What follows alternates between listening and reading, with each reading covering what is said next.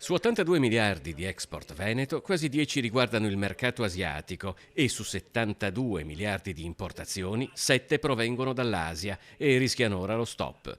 Le tensioni sul canale di Suez, la rotta commerciale più battuta tra Oriente e Occidente, snodo fondamentale del commercio mondiale, rappresenta un'enorme spada di Damocle che pende anche sull'economia veneta.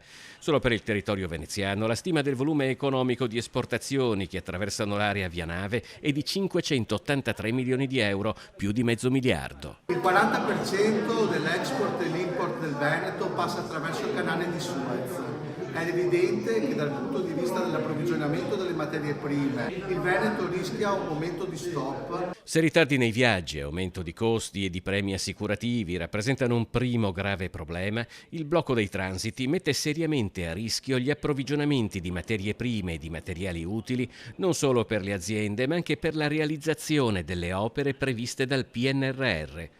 Rotte alternative che, circumnavigando l'Africa, evitino gli assalti alle navi mercantili, può solo portare al raddoppio di costi dei noli marittimi, mentre alcuni aumenti sono già in corso con un grave rischio di speculazioni. Secondo la CNA occorre pensare ad altre soluzioni. Venga riportato nel contesto europeo parte delle produzioni di materie prime e di semilavorati che potrebbe consentire al nostro territorio di rilanciarsi dal punto di vista competitivo